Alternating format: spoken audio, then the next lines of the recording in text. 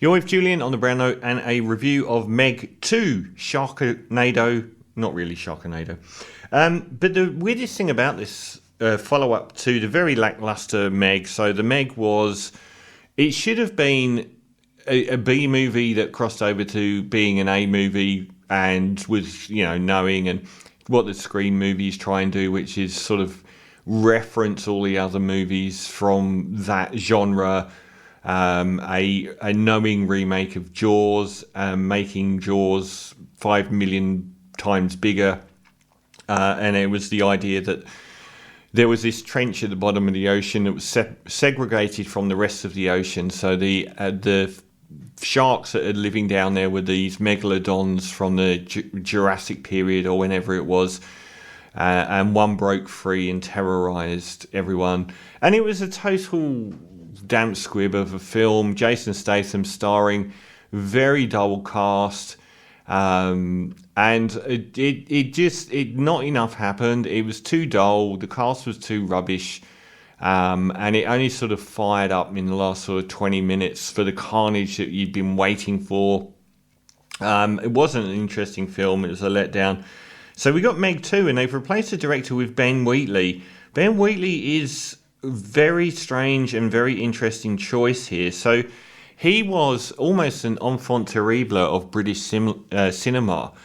His film Kill List from 2011 remains one of the most traumatic experiences in modern cinema.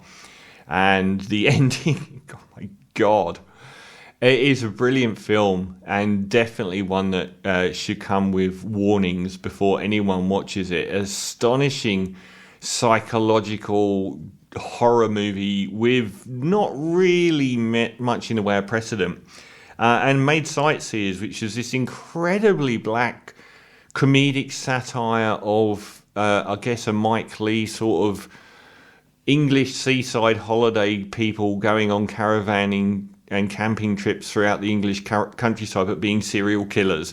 And that was magnificent as well. And then he did A Field in England, which was like the most art house film about a group of medieval soldiers tripping off their nuts on mushrooms. They get lost and they end up eating all these mushrooms in the middle of some civil war battle in the Middle Ages, and spend the whole film just tripping. It is a very dark, very disturbing film. And then he sort of came towards the mainstream with a little bit with High Rise, a version of J.G. Ballard's novel set. I think he wrote that in Thatcherite England, about a dystopian future where the occupants of a large tower block are divided amongst class lines. So the working class are at the bottom and treated horribly, and then the middle class in the middle and the upper class at the top.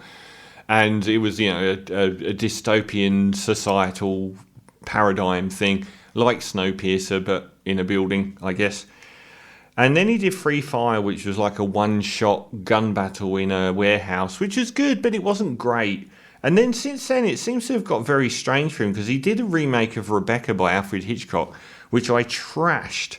And I didn't see In the Earth, which he did in 2021, which is a sci-fi film which has got much better reviews, but Rebecca was terrible. And what he's doing, helming the trench 10 years after, or 12 years after making Kill List, is anyone's guess.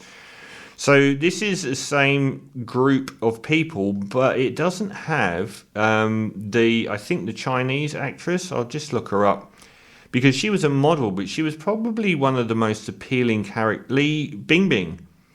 And she's very famous, I think. I think she's one of the most famous Chinese actresses. I don't know why she's not in this one.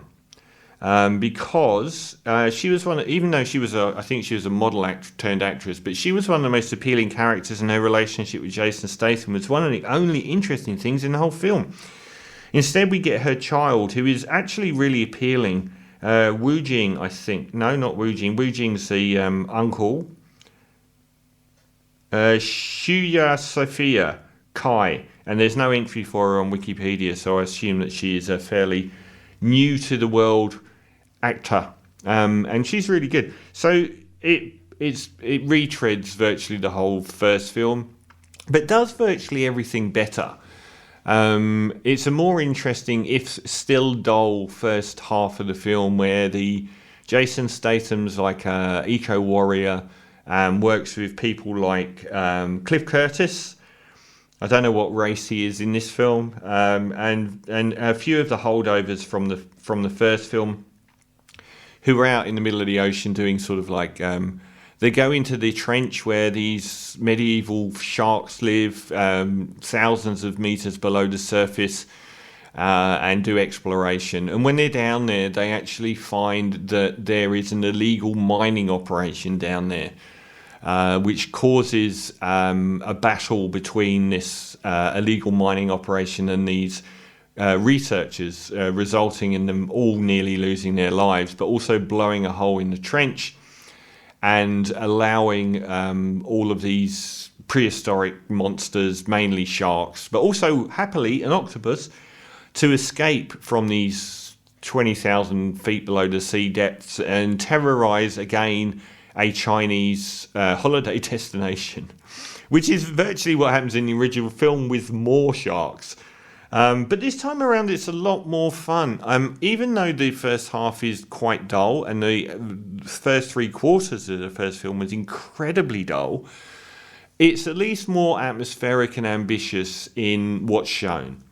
So I did actually enjoy it a bit through those periods. It's obviously got a bigger budget, and it looks so as well. And the underwater, it's almost like a much more up-tempo version of that Kristen Stewart film Underwater, where they go to these great depths and they have to traipse across the ocean floor and they're being battled by demonic forces of giant sharks, basically, but also other denizens of the deep as well. But it really lifts off, and Ben Wheatley comes to the fore in the final third, which is on the island, which is a holiday beachside destination for Chinese tourists, and it goes absolutely nuts.